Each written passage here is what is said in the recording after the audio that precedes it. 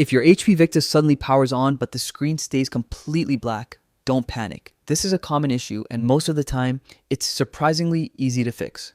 Today, I'll walk you through a couple of simple methods that can bring your display back to life in just a few minutes. Let's start with the easiest and fastest fix, a soft reset using the charger. Plug your charger into the laptop and make sure it's actually connected to a working power outlet. Once the laptop is charging, press and hold the power button for about 10 to 15 seconds.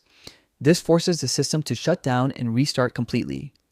Many temporary glitches disappear with just this one step, and if everything goes right, your screen should light up normally again.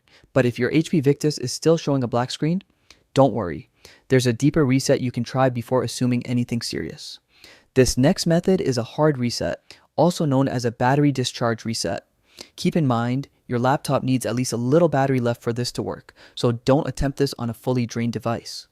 Start by unplugging absolutely everything from your laptop: the charger, USB devices, headphones, external monitors, anything connected to it.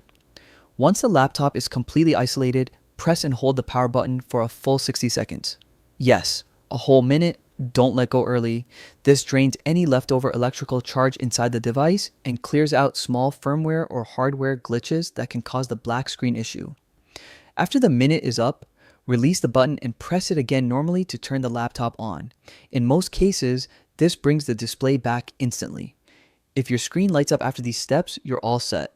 And even if you were worried before, these resets often fix black screens without needing repairs. Thanks for watching, and I hope this guide helped you get your HP Victus running again. If you found this useful, feel free to check out more tips and fixes like this.